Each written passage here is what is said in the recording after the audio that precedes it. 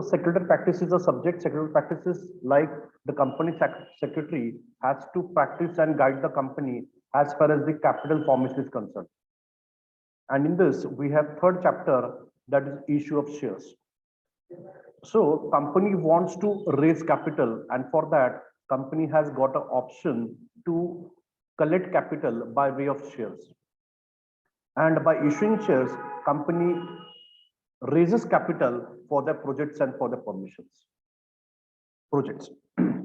In this chapter, we'll learn what is the share capital, how it is split up, then what are the methods that we issue shares and we raise capital and everything. So today we'll go to learn 3.1 and 3.2 classification of share capital, issue of shares. So what is classification of share capital? So students, when we form a company, we have to take a permission from the government. लक्षात घ्या students, जेव्हा आपण या ठिकाणी एखादी limited company बनवतो तर आपल्याला आरओसी कडनं त्या कंपनीचं नोंदणी करून घ्यावं लागते, रजिस्ट्रेशन करून घ्यावं लागत असतं.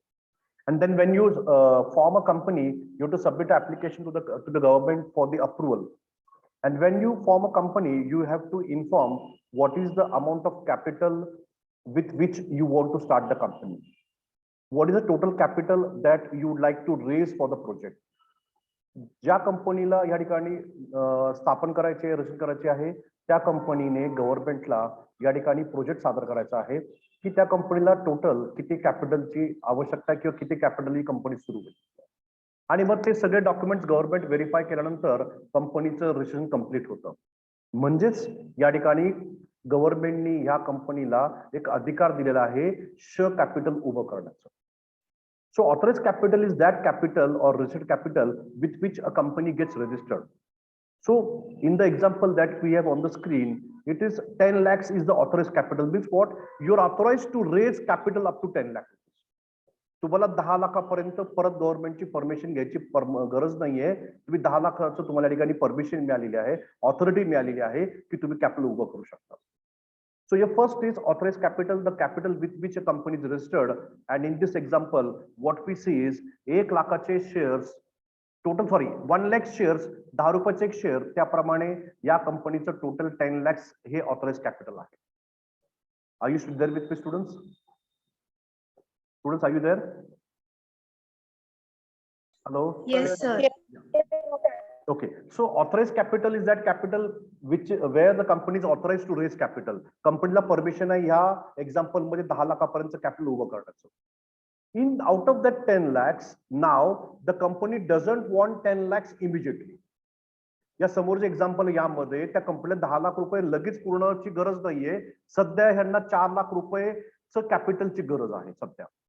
आणि मग त्या 1 लाख शेअर्स पैकी या कंपनीने फक्त 40,000 शेअर्स 10 रुपयाप्रमाणे काय केलेलं आहे, पब्लिकला द्यायचं ठरवलेलं आहे. आणि पब्लिकला ऑफर दिली आहे की तुम्ही आमचे 40,000 शेअर्स काय करा, या ठिकाणी परचेस करा 10 रुपयाप्रमाणे. म्हणजे या कंपनीने 4 lakhचं कॅपिटल काय केलेलं आहे, रेज केलेलं आहे. So issued capital is the part of that capital which is given by the company to the public and ask the public to apply for the shares and pay the money. So issued capital is 40,000 equity shares of 10 is that is 4 lakhs. या कंपनीचं अधिकृत भांडवल authorise capital 10 lakhs आहे. त्यापैकी आता कंपनीने फक्त 1 lakh shares पैकी 40,000 शेअर्स पब्लिकला इश्यू केलेत 10 रुपयाप्रमाणे. या कंपनीचं इश्यूड कॅपिटल झालेलं आहे 4 lakh rupees. So out of 1 lakh you have given 40,000 means balance is 60,000. So that is called as unissued capital. तर ह्या प्रॉब्लेम मध्ये, ह्या एक्झाम्पल मध्ये आपण पाहिलं आहे की या ठिकाणी 1 लाख शेअर्स पैकी 40,000 इश्यू केले म्हणजे अनइश्यूड किती आहे, 60,000 शेअर्स आहेत. 60,000 into 10 is 6 lakhs. So this example 10 lakhs capital is divided into issued capital, unissued capital. The capital which we have given to public, we have offered to public. आपण पब्लिकला या ठिकाणी offer केलेली आहे ती किती आहे, या ठिकाणी 4 lakhs. आणि अनइश्यूड किती आहे, 6 lakhs. Now out of that 4 lakhs तुम्ही जे 4 lakhs रुपयेचं कॅपिटल जे पब्लिकला दिलेलं आहे, पब्लिकने रिस्पॉन्स दिलेला आहे, रिस्पॉन्ड केलेला आहे, त्यापैकी 30,000 शेअर्सला लोकांनी पसंती केली आहे. सो पीपल हॅव लाइक्ड और people out of 40,000 shares which you have offered to public, out of that 30,000 shares of 10 each is been responded by the public for share capital, and that is how much then 3 lakhs. तर 40,000 shares पैकी 30,000 shares पब्लिकनी respond केलेला आहे 10 रुपयाप्रमाणे, आणि त्याला आपण म्हणतो सबस्क्राइब्ड capital. काय म्हणतो? सबस्क्राइब्ड कॅपिटल. जी अमाऊंट पब्लिकनी घेतली नाहीये, ज्या शेअर्सला पब्लिकनी रिस्पॉन्ड केलं नाहीये, that is called as unsubscribed capital. That is called as unsubscribed capital. 30,000 शेअर्सला पब्लिकनी रिस्पॉन्ड केलेला आहे 10 रुपयाप्रमाणे, आणि मग आता आपण त्या शेअरहोल्डर्स कडनं फक्त 5 रुपीज शेअर्स कलेक्ट करत आहोत. So we are collecting only 5 rupees per share. So 30,000 शेअर्सला रिस्पॉन्स मिळालेला आहे, 5 रुपीज आपण कॉल केलेले आहेत, त्यामध्ये 1,50,000 काय झालेलं आहे, आपल्याकडं अमाऊंट कलेक्ट व्हायची शक्यता आहे. सो 30,000च्या रिस्पॉन्सला आपण त्यांना सांगितलं, ओके तुम्ही 30,000 लोकांना शेअर्स हवेत का, फाईन, तुम्ही 5 रुपीज प्रमाणे आम्हाला शेअर्सची अमाऊंट पे करा.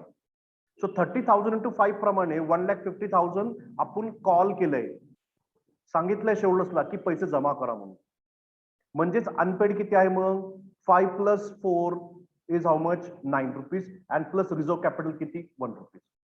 तर पब्लिक कडनं आपण काय केलेलं या ठिकाणी, पब्लिकला अपील केली, आमचे शेअर्स घ्या. पब्लिकली 30,000 शेअर्सला हो सांगितलंय, त्यापैकी आपण 5 रुपये त्यांच्याकडनं मागत आहोत. We are asking them to pay 5 rupees. That means uncalled capital is how much, 4 rupees per share and 1 rupees, that is 5 rupees per share. So your uncalled capital is 1,20,000. So uncalled capital is how much, 1,20,000, आणि reserve ला किती आहे, 1 रुपयाप्रमाणे 30,000 is your reserve capital. So 30,000 shares are been responded by the people, by the public, out of which we are asking them to pay 5 rupees. And what is that we are not asking is 4 rupees. आता 30,000 शेअर्सला लोकांनी response केलं होतं. Okay, आपण त्यांच्याकडनं 5 rupees मागितले, त्यापैकी 20,000 लोकांनी actual payment केलेलं आहे, and that is called as paid up capital. So the amount that the company has received from the shareholders is called as paid up capital. 30,000 शेअर्सला आपण सांगितलं की प्लीज तुम्ही 5 रुपीज पे करा, त्यातले फक्त 20,000 ची अमाऊंट आलेली आहे 5 रुपीजनी, आणि म्हणून तुमचं पेड अप कॅपिटल किती आहे, 1 lakh rupees. Please. So paid up capital is that capital which is been paid by the shareholders. Actual amount तुमच्या कंपनीच्या बँकेत जमा झालेली आहे. 20,000 शेअर्स वर 5 रुपीजनी 1 लाख रुपीज आपल्या कंपनीच्या बँकेत कॅपिटलचे जमा झालेले आहेत. आणि मग या ठिकाणी काय झालेलं आहे, 30,000 लोकांनी हो म्हणलं होतं, त्यातले 20,000 शेअर्सचे पैसे आलेले आहेत, म्हणजेच आपल्याला 10,000 शेअर्सचे पैसे आले नाहीयेत. ते कॉल्स इन एरियस आहेत. एवढ्या लोकांनी सांगून सुद्धा पेमेंट केलेलं नाहीये. And what amount which you are called but not received is called as calls in arrears. So the amount which are not paid by the shareholders is called as calls in arrears. आपण 30,000 शेअर्सला सांगितलं होतं, त्यातले 20,000 लोकांनी respond केलाय actual पेमेंटचा, म्हणजे 10,000 शेअर्सला response आलेला नाहीये. So your calls in arrears is 50,000. Are you with me students? Have you understood this? Yes yes. Shravani, Samruddhi, कळलंय का तुम्हाला? Chaitali, Siddhi, Srushti? Yes sir. Sure? Yes sir. नक्की? Yes sir. ओके, तर लक्षात घ्या की ह्या थँक्यू. तर ह्या कंपनीचं जे अधिकृत भांडवल आहे, रजिस्टर्ड कॅपिटल, ऑथराइज कॅपिटल, ते 10 लाख रुपये. म्हणजे ही कंपनी 10 लाखापेक्षा आता कॅपिटल गोळा करू शकत नाही, प्लीज. कारण त्यांना गव्हर्नमेंटने परमिशन दिली. त्यांनी गव्हर्नमेंटला जेव्हा कंपनीचं नोंदणी केली, रेशन केलंय, तेव्हा त्यांनी 10 लाख कॅपिटल सांगितलं होतं. This company can go beyond 10 lakhs, but for that they have to make a fresh application to the government that we want to increase our capital. आता सध्या तरी ही कंपनी फक्त 10 लाख रुपयाचे अमाऊंटचे शेअर्स इश्यू करून कॅपिटल कलेक्ट करू शकते. त्यांना authority दिली फक्त 10 lakhsची.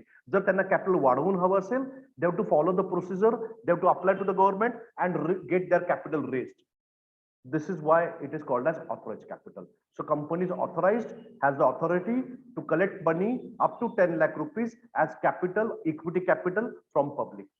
त्यापैकी आपण 40,000 शेअर्स पब्लिकला ऑफर केलेत. ओके, 30,000 लोकांनी रिस्पॉन्ड केलेला आहे की आम्ही शेअर्स घेऊ. मग आपण सांगितलं की 5 रुपये पे करा. मग जेव्हा पेमेंट करायची वेळ आली तर फक्त 20,000 शेअर्स वरती पेमेंट मिळालेलं आहे. So what ever amount is received is paid up capital. ज्या शेअर्सवर पैसे मिळाले नाही ते तुमचं काय आहे, calls in areas. 10,000 into 5, that is 50,000 is calls in areas. Are you with me, students? Yes. Yes, sir. Okay. Now let's understand the theory part of this. Number one is your authorized capital, nominal capital or registered capital. So when you form a company, जेव्हा तुम्ही company private company किंवा limited company बनवता तर तुम्हाला कंपनीचं articles आणि memorandum बनवावं लागतं. आणि मेमोरंडम ऑफ असोसिएशन म्हणजे काय, ते कंपनीचं नाव काय आहे, त्या कंपनीचं रजिस्टर ऑफिस कुठं आहे, ते कंपनी काय बिझनेस करणार आहे, त्या कंपनीचं कॅपिटल किती असेल, ही महत्वाची माहिती ज्या डॉक्युमेंटवर आहे त्या डॉक्युमेंटला आपण म्हणतो मेमोरंडम ऑफ असोसिएशन. आणि मग मेमोरंडम ऑफ असोसिएशनची कॉपी, आर्टिकल्सची कॉपी गव्हर्नमेंट ऑफिसला ROC ला सबमिट केल्यानंतर आपली कंपनी या ठिकाणी काय होती, गव्हर्नमेंट सँक्शन करते. So we have to decide about the capital that we require for our business, and that is called as authorized capital. It is also called as a registered capital because that is the amount which is registered with the government. It is mentioned in the capital clause of the memorandum of association. Memorandum of association जे कंपनीचं document आहे त्याच्या पहिल्या पेजवर कंपनीचं नाव, कंपनीचं registered office, कंपनीचं business काय ऍक्टिव्हिटी आहे आणि कंपनीचं कॅपिटल किती आहे ही महत्वाची माहिती एका डॉक्युमेंट मध्ये आहे, त्याला आपण मेमोरंडम ऑफ असोसिएशन म्हणतो. त्यामध्ये जे कॅपिटल आहे ते काय, मग रजिस्टर्ड कॅपिटल आहे. What your capital is that is called as registered capital. Siddhi जरा माइक ऑफ कर please. And whatever capital is there, that company has to pay stamp duty on that. Company has to pay stamp duty. Siddhi Badale, please mic off kara. Okay. So whatever, see, it is not that you just mention in the document and do a company. So if you want a company to be formed for maybe 50 lakhs, 40 lakhs, त्या particular amount प्रमाणे तुम्हाला stamp duty pay करावं लागते. मग तुमचं 50 lakh capital आहे, मग 50 लाखाप्रमाणे 1%, 2% जे काय स्टॅम्प ड्युटी पे करावं लागेल. म्हणजे तुम्ही जे कॅपिटल मेन्शन करताय रजिस्टर्ड कॅपिटल म्हणून त्याच्यावर तुम्हाला स्टॅम्प ड्युटी पे करायची हे लक्षात ठेवा. So company has to pay stamp duty on the amount of the authorised capital. So authorised capital is calculate consider need of capital of the company at present and future. म्हणजे आता सध्या आपल्या कंपनीला किती कॅपिटलची गरज आहे त्याचा अंदाज घ्यायचा आहे, त्याप्रमाणे ऑथराइज्ड कॅपिटल काय करायचं या ठिकाणी गव्हर्नमेंटने सँक्शन करून घ्यायचं आहे. आणि बिझनेस मध्ये फ्युचर मध्ये 5 वर्षांनी 10 वर्षांनी if we require more capital we can do that. For that we have to apply and get the capital increase. Again we have to pay extra stamp duty for that. Now authorised capital also called as nominal capital.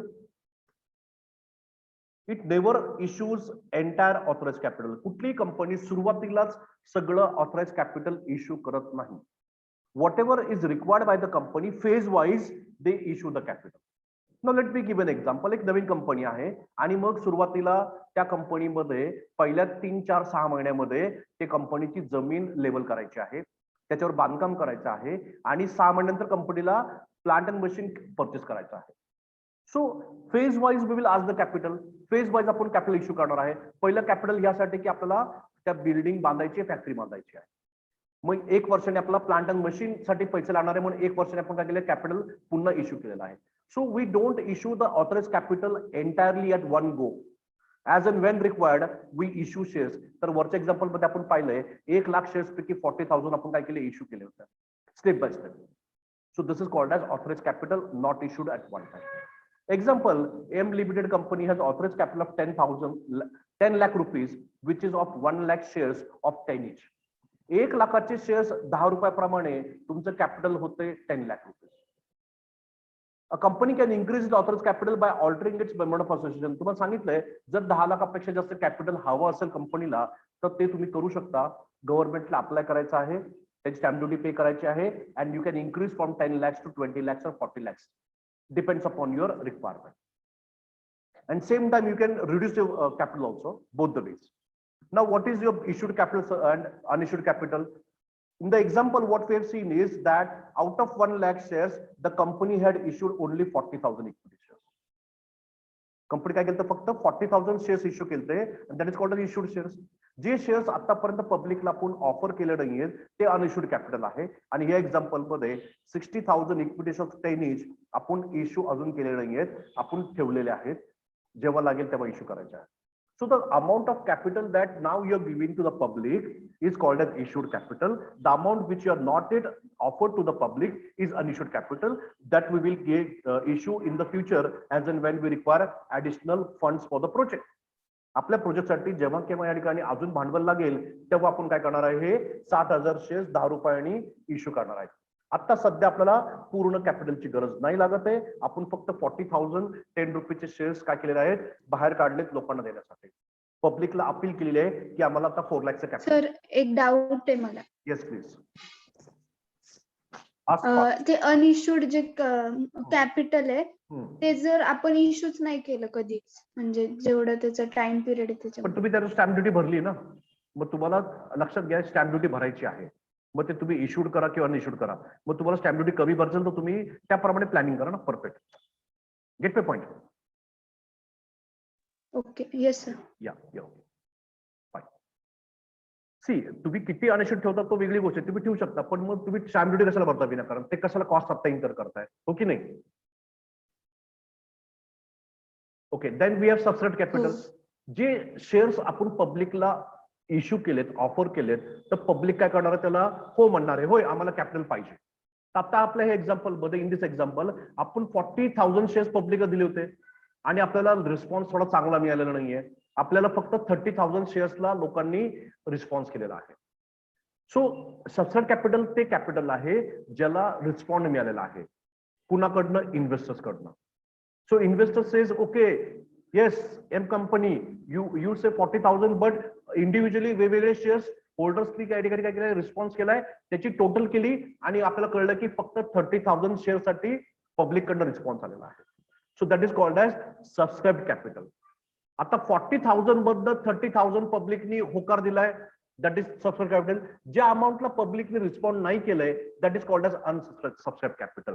Understood very well students. Yes? Yes, sir. Okay. Now that we have called up capital, uncalled capital आणि reserve capital. आता तुम्हाला या ठिकाणी picture clear झालं की तुमच्याकडे फक्त 30,000 शेअर्सला लोकांनी हो सांगितलेलं आहे. मग आता पैसे किती घ्यायचे, तर पैसे किती घ्यायचे कशावर अवलंबून आहे, तुमच्या प्रोजेक्ट कुठल्या स्टेजवर आहे, तुम्हाला आता एक्झॅक्टली किती फंडची गरज आहे, तेवढेच पैसे काय करूया, पब्लिक कडनं घेऊया. सो 10 रुपये जो शेअर आहे तो आपण स्टेप बाय स्टेप काय करणार आहे, पैसे कॉल करणार आहे. तर पहिल्या स्टेजमध्ये आपण 5 रुपीजचं काय करणार आहे, डिमांड करणार आहे. तर या एक्झाम्पल मध्ये आपण 30,000 शेअर्सवर फक्त 5 रुपीज कॉल केलेला आहे. किती कॉल केलेत, 5 रुपीज. सो 30,000 इंटू 5 सध्या आपल्याला 1,50,000चं कॅपिटलची काय या ठिकाणी रिक्वायरमेंट आहे आणि म्हणून 30,000 शेअर्सला जे रिस्पॉन्स केलेला आहे ते 5 रुपीज मल्टिप्लाय केलं तर 1,50,000 आपल्या बँकेत येऊ शकतात. आपण जर या ठिकाणी प्रॉपर पब्लिकनी 100% ओके केलं तर. सो कॉल्ड अप कॅपिटल ते आहे जे आपण लोकांना सांगतो की पैसे जमा करा. So called up capital is that capital which we have asked the public to pay the money. We are demanding the money from the public. So that 30,000 into 5, what you're asking the people to pay is your called up capital. You're calling, pay. That is called up capital. So whatever is not called, आता 10 रुपये मधले आपण 5 रुपये मागतोय, म्हणजे किती मागत नाही आपण, 5 रुपये मागत नाहीये. मग तुमच्या 30,000 into 5, 1,50,000 हे काय तुमचं अनकॉल्ड कॅपिटल आहे. पण सध्या ह्या कंपनी काय ठरवलंय की आपल्याला फक्त 4 रुपीज नंतर काढायचे, 1 रुपी रिझर्व्हला ठेवायचे. जेव्हा कंपनी बंद करू तेव्हा आपण 1 रुपीज काय करणार आहे, कॉल करणार आहे ते शेअर्सवर. म्हणजे कंपनी बंद करताना जर पैसे कमी पडले तर आपण पब्लिक कडनं 30,000 रुपीज घेऊ शकतो. तर 5 रुपीजच्या शेअर्स मध्ये 10 रुपीच्या शेअर्स मध्ये आपण 5 रुपीज आता मागत आहे. नंतर सेकंड इन्स्टॉलमेंट 4 रुपयाला आणि 1 रुपया एकदम शेवटी मागणार आहे जेव्हा कंपनी बंद करायला लागलो आणि जर पैसे कमी पडले तर. That is reserve capital. So 10 रुपीजचं कॅपिटल जे 10 रुपीजचा शेअर आहे तो पहिल्या स्टेजमध्ये, पहिल्या इन्स्टॉलमेंट मध्ये 5 रुपीज, सेकंड इन्स्टॉलमेंट 4 रुपीज आणि लास्ट इन्स्टॉलमेंट 1 रुपी. आणि जो लास्ट इन्स्टॉलमेंट कधी मागणार आहे आपण, कंपनी बंद करताना, वाइंडिंग अप करताना, आणि म्हणजे तो रिझर्व्ह कॅपिटल आहे. So the capital which we are going to keep reserve for until the winding up is called as reserve capital. So reserve capital ते कॅपिटल जे आपण शेवटपर्यंत मागणार नाहीये. जेव्हा कंपनी बंद करायची वेळ येईल आणि जर लोकांना पैसे जरी कमी पडले तेव्हा आपण ते पैसे मागणार, त्याला आपण रिझर्व्ह कॅपिटल म्हणतो. So reserve capital is that amount which we are going to ask of the public at the end of your company, when you're going to close the company, when you want to pay the liability and you don't have money, sufficient money. At that time, 30,000 rupees can be taken from shareholders because we have kept it reserved. That 1 rupee per share is kept reserved. Understood, students? Very well. Yes. Yes, sir. Okay. आता आपण 30,000 शेअर्सचे 5 रुपयाप्रमाणे मागितलेत, पण पब्लिकने पे किती केलेत? Covid सारख्या situation मध्ये मग लोकांनी 2 महिन्यापूर्वी म्हणले होय आम्ही शेअर्स पैसे देऊ, पण आज लोकांकडे पैसे नाही द्यायला. मग किती पैसे पेमेंट मिळणार आहे? तर 30,000 शेअर्स वरती 5 रुपयांनी आपल्याला 1,50,000 मिळायला पाहिजे होते. पण मग झालं का या ठिकाणी? आपल्याला पेमेंट किती मिळालेलं आहे? फक्त या ठिकाणी 20,000 शेअर्सचे पेमेंट मिळालेलं आहे. 30,000 शेअर्सला येस मिळालं होतं, होकार मिळाला होता, पण नंतर पब्लिककडे पैसा नाहीये. 20,000 शेअर्सचेच पैसे मिळाले 5 रुपयांनी आणि आपल्याकडे पैसे किती आले? 1 लाख रुपीज. सो जी अमाऊंट तुमच्याकडे आलेली आहे ती आहे तुमची paid up capital. So the amount actually paid by the shareholders when you're called, which are received in your bank, is called as your paid up capital. And then what is calls in areas? जेवढे shares वर तुम्ही पैसे expect करत होते, आता 30,000 shares वर आपल्याला पैसे मिळणार होते, त्यातले फक्त 20,000 शेअर्स पैसे मिळाले. 10,000 शेअर्स वर पैसे मिळाले का? नाही मिळाले. म्हणजे तुमचं 50,000 काय झालं? Calls in arrears. एरियर आहे. उद्या परवा जर मागितले कदाचित मिळू शकतात. सध्या त्या लोकांकडे 10,000 शेअर्सकडे पैसे नाही द्यायला. Maybe. So the amount that you received in your bank is called as your paid up capital.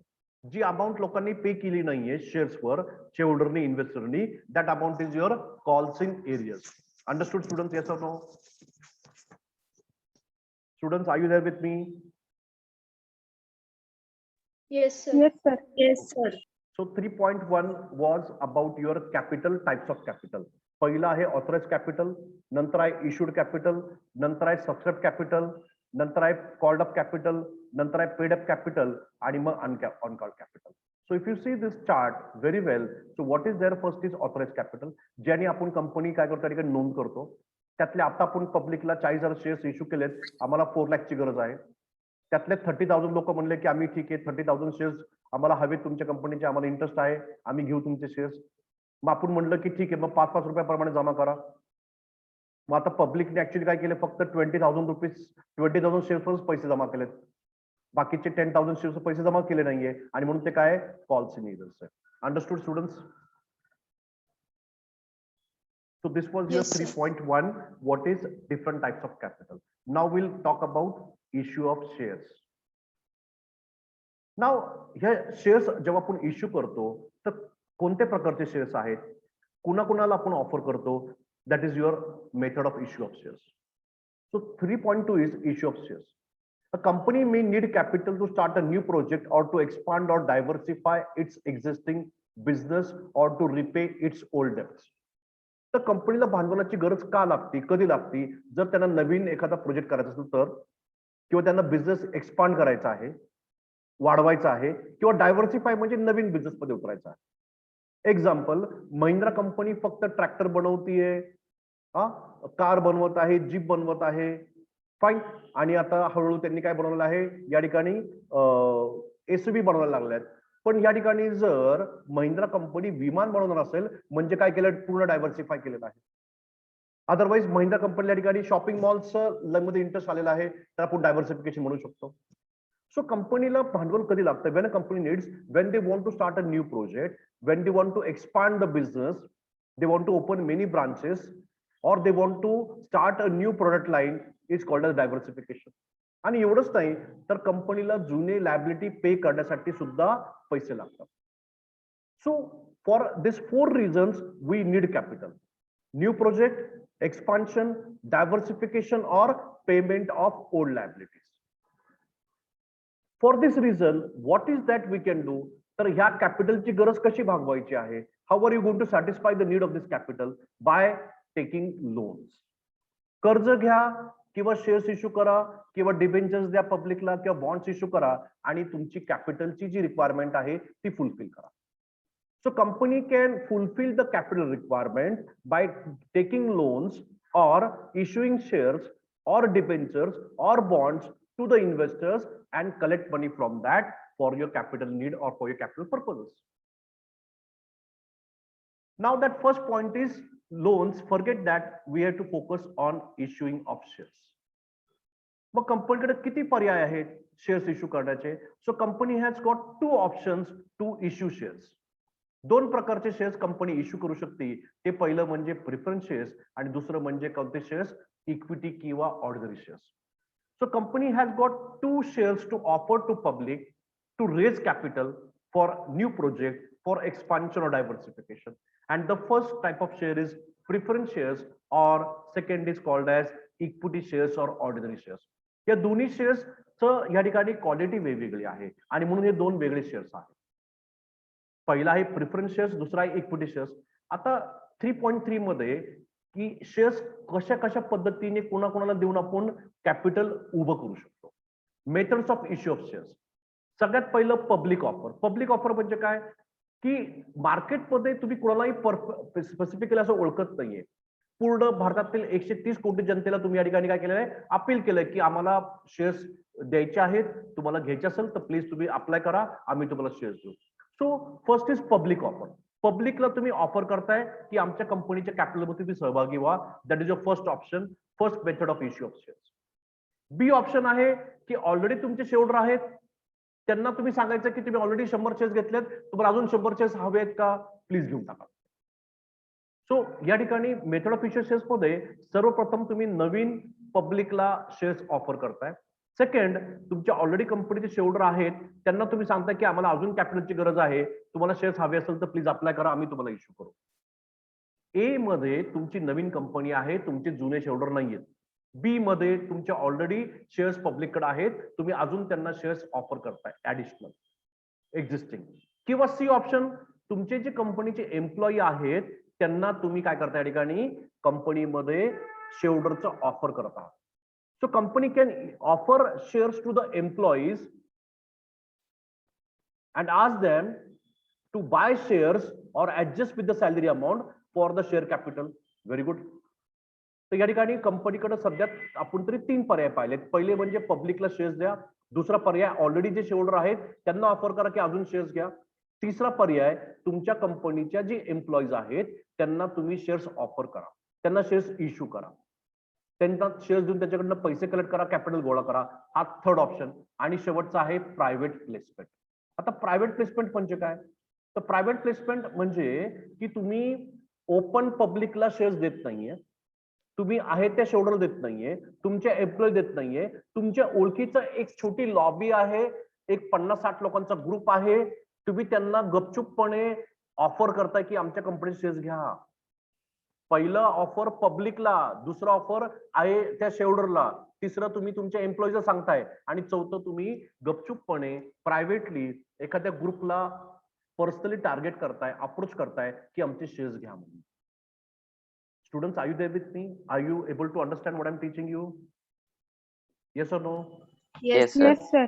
Very good, fine. So we have this 4 options. किती ऑप्शन आपल्याला या ठिकाणी? 4 ऑप्शन आहे. पब्लिक, आपले आहेत ते शेअरहोल्डर्स किंवा एम्प्लॉईज किंवा प्रायव्हेट ग्रुपला तुम्ही या ठिकाणी अप्रोच करा की आमचे शेअर्स घ्या म्हणून. मग आता पहिलं काय तुमचं? Public offer. आणि त्याला काय? आयपीओ. आयपीओ म्हणजे काय? आयपीओ म्हणजे इनिशियल पब्लिक ऑफरिंग. काय? Initial public offering. येस. तुम्ही पहिल्यांदा कंपनी काय करताय या ठिकाणी? कंपनी पहिल्यांदा पब्लिकला ऑफर करताय. Company can make public offer 2 methods, IPO आणि एफपीओ. आयपीओ आणि FPO. Let's learn this. Initial public offer. Initial म्हणजे काय? पहिल्यांदा कंपनी पब्लिकला एकदम अप्रोच करताय, फर्स्ट टाइम. जसं आता लेटेस्ट मध्ये आपण पाहिलंय, स्विगी कंपनी काय केलेलं आहे? आयपीओ ऑफर केलं होतं. म्हणजे स्विगी कंपनीमध्ये शेअरहोल्डर नव्हते आणि मग मागच्या महिन्यामध्ये स्विगी कंपनीने काय केलेलं आहे? पब्लिकला ऑफर केलेली आहे फर्स्ट टाइम की आमचे शेअर्स घ्या म्हणून. So when a company is first time giving a offer to public to participate in the company's share capital, it is called as IPO, initial public offer. कळलंय का? Yes?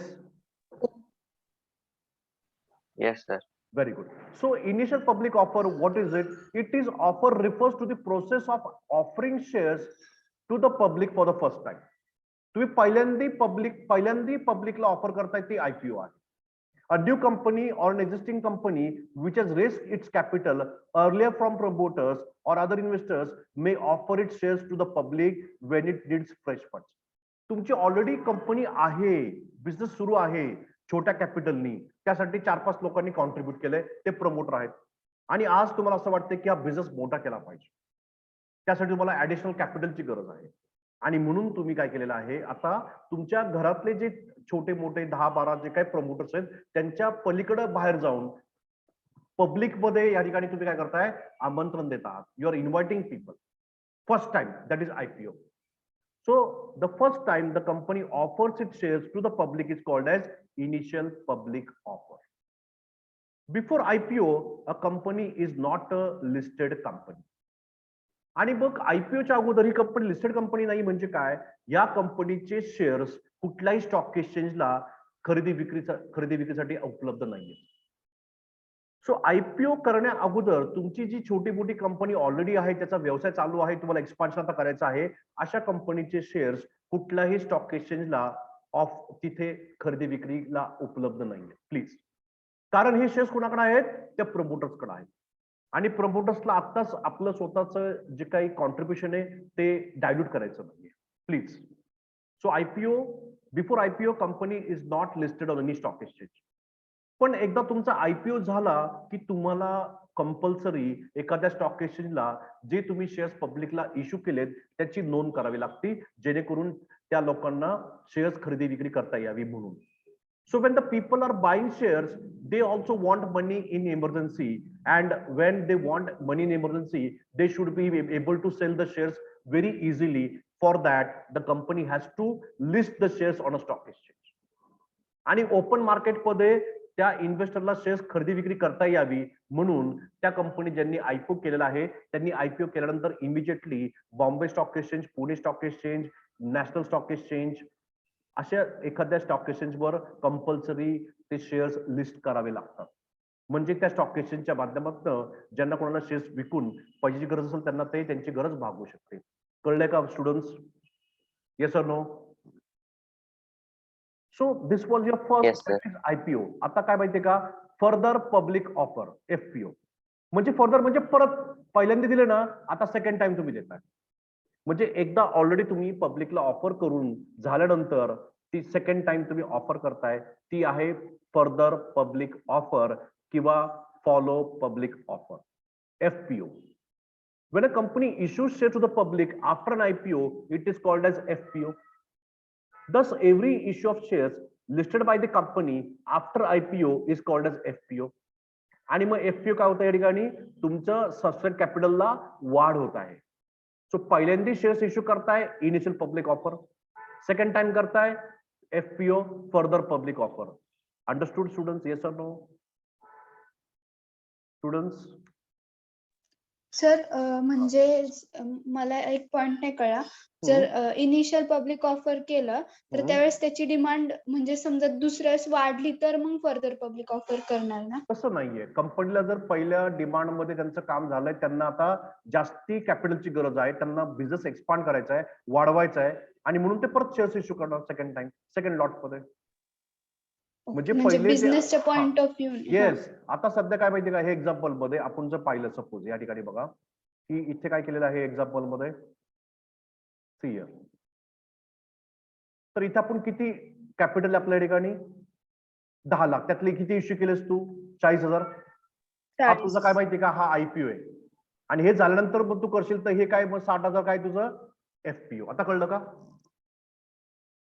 हो कळलं. हा, मग पहिल्यांदा तू इश्यू करतेस ते IPO, सेकंड टाइम इश्यू करतेस ते काय तुझं FPO. आता कळलं नक्की? So this is how we are going ahead with my dear students, की इश्यू ऑफ कॅपिटल मध्ये ह्याच्याप्रमाणे आपण आता पाहिलंय की पब्लिक ऑफर, FPO आणि पब्लिक FPO. कळलंय का? ए पॉइंट कळला का सगळ्यांना प्लीज? हो सर. आता बी पॉइंट बघायचं. काय बघायचं आहे? बी पॉइंट. आता तुमचे ऑलरेडी जे शेअरहोल्डर आहेत त्यांना सोडून तुम्ही जर बाहेर पब्लिककडे जाताय, हा चुकीचा अन्याय आहे, हा योग्य नाहीये. तुम्ही आहेत त्या शेअरहोल्डरला पहिलं एक ऑफर देऊन बघा की तुम्ही शेअर्स घेता का बाबा. मग तुम्ही एक्झिस्टिंग शेअरहोल्डर्सला जेव्हा तुम्ही शेअर्स इश्यू करता त्यांचा अधिकार आहे त्याला आपण राईट्स इश्यू म्हणतो. काय म्हणतो? Rights issue. कळलं राईट्स इश्यू म्हणजे काय? Okay, so we are finished with this first point, that is IPO आणि FPO. Now we'll see that we are offering shares to the existing shareholders. आता जे shareholder already आहेत त्यांना आपण पुन्हा काय करतो या ठिकाणी शेअर्स इश्यू करत आहोत. मग ज्या शेअर्स वरती तुम्ही परत पैसे घेऊन शेअर्स इश्यू करताय त्याला आपण राईट्स इश्यू म्हणतो. काय म्हणतो? Rights issue. म्हणजे मिस्टर सपोज अनिल नावाचा एक शेअरहोल्डर ऑलरेडी आहे रिलायन्स कंपनीमध्ये आणि आता कंपनीने परत शेअर्सची गरज आहे आणि अनिलने जर परत सेकंड टाइम शेअर्स घेतले, त्यांनी शेअर्स का घेतले? कारण तो ऑलरेडी शेअरहोल्डर आहे, त्याला अधिकार आहे परत शेअर्स घेण्याचा आणि त्याला आपण राईट्स इश्यू म्हणतो. राईट्स म्हणजे अधिकार. So when a company wants to raise further capital, it can issue shares to existing shareholders in proportion to their existing shareholding pattern, and such shares issue of shares is called as rights issue. आता तुमचे already जे shareholder आहेत त्यांना तुम्ही shares issue करताय, तो काय rights issue आहे? काय तो? Rights issue. Rights issue. Very good. Okay, आता एक मीटिंग बंद होती, परत सगळ्यांनी लॉग इन करायचं आहे. Okay, I am stopping here and will rejoin again. 8 जण आहेत, 7 जण, मला 7 सगळे जण पाहिजेत. Okay, I am ending the meeting and again joining immediately.